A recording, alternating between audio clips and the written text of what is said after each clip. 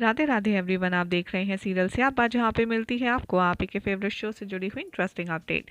आज रात के एपिसोड में दिखाया जाएगा कि श्री कृष्ण गोपियों को अपने हाथ से खिलाते हैं और अष्टभार्यों को ये देख कर के राधा को अच्छा नहीं लगता, उन्हें जलन होती है। वो कहती हैं कि सारा भोजन इन्हें ही करा दोगे, मैं चाहती हूँ कि तुम समय से भोजन कर लो ताकि भोजन ठंडा भी ना हो। तुम ठंडा भोजन खाओगे तो मुझे अच्छा नहीं लगेगा। कृष्ण राधा को और सताते हैं और वो कहते हैं कि आज तो मैं अपनी गोपियों के हाथों से ही खाना खाऊंगा। तभी राधा जानने लगती हैं और मन ही मन कहती हैं कि अगली बार मैं कुछ ऐसा प्रोग्राम बनाऊंगी कि जिससे तुम गोपियों तक पहुंच ही ना सको। और वो सीधा घर जाती हैं और वहाँ पर मैया यशोदा को देखती हैं। वो कृष्ण का कक्ष साफ कर रही होती हैं और काम कर रही होती हैं। तभी वो उन्हें इम्प्रेस करने में लग जाती हैं और कहती हैं कि मैया आप इधर आइए, बैठिए, आप पूरे दिन काम करती हैं, लाइए मैं आपके पैर दबाती हूँ। पहले तो मैया यशोदा उन्हें मना करती हैं, फिर राधा कहती हैं कि मैं आपकी पुत्री समान ही तो हूँ, तो आप मना क्यों कर रही हैं। और ये सुनकर के मैया यशोदा उन्हें पैर दबाने की परमिशन दे देती हैं। बात करते करते यहाँ पर मैया यशोदा कहती हैं कि तुम इतनी सेवा कर रही हो तो इसके बदले में तुम्हें आशीर्वाद तो देना पड़ेगा, बोलो तुम्हें क्या आशीर्वाद चाहिए। तभी राधा कहती हैं कि जो आपको ठीक लगे आप अपने मन से दे सकती हैं। तभी मैया यशोदा कहती हैं कि मैं कामना करती हूँ कि तुम्हारी जो भी इच्छा है वो अवश्य पूर्ण हो। राधा मन ही मन कहती हैं कि मेरी तो बस एक ही इच्छा है कि मैं आपकी बहुरानी बनकर आपके घर में आऊँ और कृष्ण से विवाह करूं। इधर दिखाया जाएगा कि बरसाना में यहाँ पर तैयारियां चल रही होती हैं और तभी वहाँ पर अक्रूर पूछता है कि ये सब कुछ क्या हो रहा है। तभी उसके सैनिक बताते हैं कि राजा कंस जरासंध और अपनी दोनों पत्नियों के साथ यहाँ पर आने वाले हैं। ये सुनकर अक्रूर काफ़ी ज़्यादा परेशानी में आ जाते हैं। ये सोचते हैं कि अगर वो आएंगे तो सबसे पहले कृष्ण की मौत के बारे में पूछेंगे और मैं उन्हें क्या जवाब दूंगा, और साथ ही में वो बकासुर के बारे में भी पूछेंगे। इतने ही में कंस की दोनों पत्नियां वहां पर आ जाती हैं। ये दोनों बहनें होती हैं, एक कृष्ण से नफरत करती है, उसे दुश्मन मानती है, और दूसरी ज़्यादा न्यूट्रल नहीं होती है और वो नॉर्मल रहती है। दोनों ही पत्नियां आकर यहाँ पर अक्रूर को प्रणाम करती हैं और तभी बातों ही बातों में अक्रूर ये सोचते हैं कि उन्हें कैसे बताएं कि अब तक कृष्ण और बकासुर का कोई भी कंफर्मेशन जवाब नहीं आया है। इधर राधा पौधों को पानी दे रही होंगी और बहुत ही खूबसूरत सज रही होंगी। तभी कृष्ण उनके पीछे से आएंगे और कहेंगे कि राधा आज देखो कितना खूबसूरत लग रहा है और आज हरियाली भी कितनी खूबसूरत है, चलो आज हम वन विहार पे चलते हैं। राधा कहती हैं कि क्यों, आज तुम्हें मैं नज़र आ रही हूँ, कल तो तुम्हें तुम्हारी गोपियाँ दिख रही थी।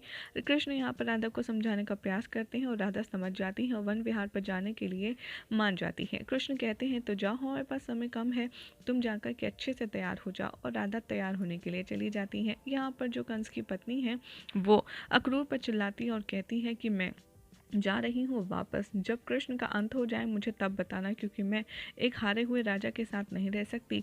जब कंस कृष्ण का अंत कर लेंगे तब मुझे बताना, मैं स्वयं आ जाऊंगी। और वो अपनी ही बहन से लड़ने लगती है और ये देख कर के जो अक्रूर है वो काफ़ी ज़्यादा परेशान और चिंतित होते हैं। यहाँ पर राधा अपने आप को सुसज्जित कर रही होती हैं और सोचती हैं कि आज वो सबसे सुंदर श्रृंगार करेंगे और कृष्ण के साथ वन विहार पर जाएंगे। तभी उन्हें गोपियों के हंसने की बात करने की आवाज़ आती है। वो बाहर देखती हैं तो सभी गोपियां सज धज कर तैयार खड़ी होती हैं। तभी बातों ही बातों में उन्हें पता चलता है कि कृष्ण ने तो रात से ही उनको बता रखा है कि वन विहार पर जाना है, जबकि राधा को तो सुबह बताया था।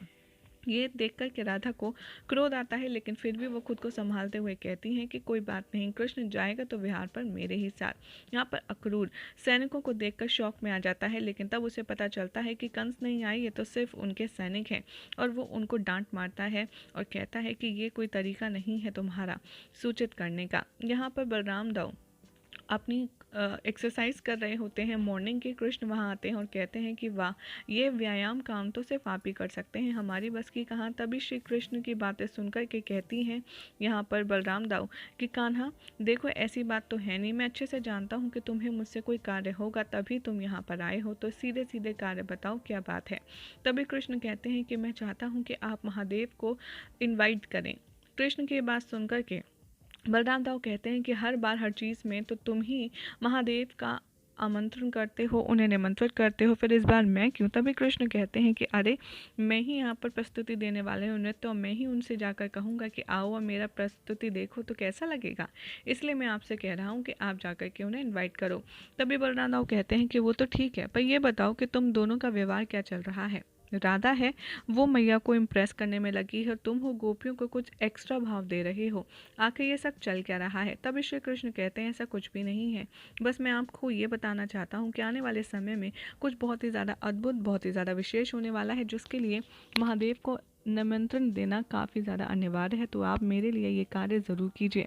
बलराम दाऊ मान जाते हैं और बहुत ज़्यादा एक्साइटेड हो जाते हैं कि न जाने कृष्ण अब कौन सी नई प्रस्तुति लेकर आने वाले हैं। यही हो जाएगा श्राद्ध के एपिसोड का एंड, जिसके बाद कल क्या होगा आपको बताएंगे नेक्स्ट रिपोर्ट में। ऐसे ही मज़ेदार अपडेट्स के लिए चैनल को सब्सक्राइब कीजिए, वीडियो को लाइक शेयर करना बिल्कुल भी ना भूलें।